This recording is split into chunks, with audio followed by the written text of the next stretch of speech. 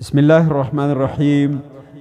ښاغلو او درنو اوریدونکو یو ځل بیا السلام علیکم ورحمت الله وبرکاتو. ټول ستړي مشئ د نوي شپږم درس د اوریدو دپاره تاسو ته هرکلی او ښه راغلاست وایو.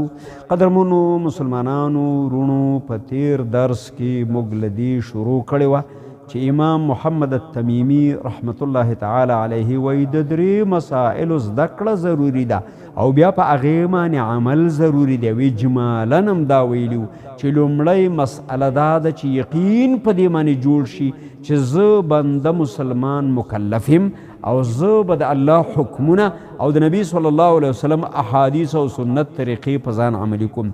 دوهمه مسئله هغه دا ده چې شرک ناروا دی. د شرک سره د بنده عبادت نه قبلیږي او هیڅوک د الله سره مه شریکوه. او درېیمه مسئله هغه به اجمالاً چې تفصیلي وروسته را روان دی هغه دا وه چې هغه څوک چې د قوي ایمان دعوه کوي په دغه ایمان کې چې د الله او د الله د رسول سره یې مینه ده نو دا به د کفر او د کافرانو نه بیزاري اعلانوي.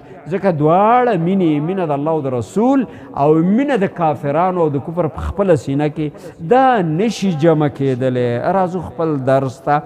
د تیر درس په تعقیب باندې موږ دا ویلو چې لومړی مسئله دا ده چې موږ مهمل نه یو پیدا بلکې د اتمام حجت دپاره چې دلیل را باندې قایم شي.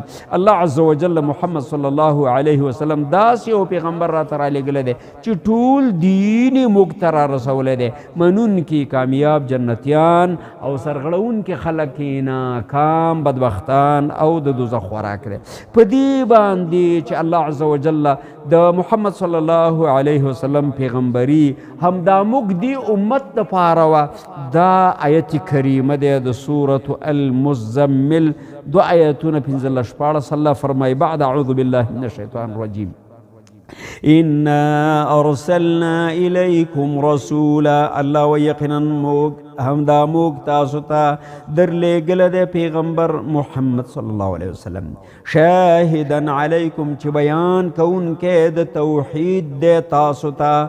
کما ارسلنا الی فرعون رسولا لکه څنګه چې موږ لیږلی و فرعون ته موسی علیه الصلاة والسلام پیغمبر لکه د هغه پیغمبري چې حق و د الله د لورې نو پیغمبري د محمد صلی الله علیه وسلم هم ما غشان حق ده. فعصوا فرعون الرسول نو نافرمانی وکړه فرعون د خپل زمانې د پیغمبر چې موسی علیه الصلاة والسلام فرعون ورسره ګوندبازي فرعون ورسره ضدبازي راښکله نافرمانی اختیار کړه. الله فرمایي فاخذناه اخذا وبیلا نو دغه فرعون موږ راونیو په سخته درناکه نیوکه باندې العیاذ بالله تعالی. آیت کریمه واضحه په دې خبرې باندې دلیل دی چې محمد صلی الله علیه وسلم د الله رسول او پیغمبر الله همدې امت ته رالیږلی و.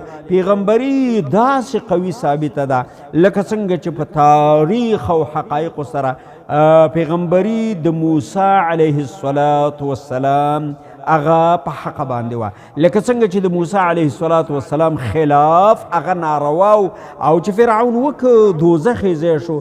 نو دا راز که څوک د محمد صلی الله علیه وسلم د احادیثو سپکاوی وکړي د هغه د لارې کبر وکړي او د هغه دین ونه مني نو دا به هم مستحق د دوزخ شمیرلی کیږي.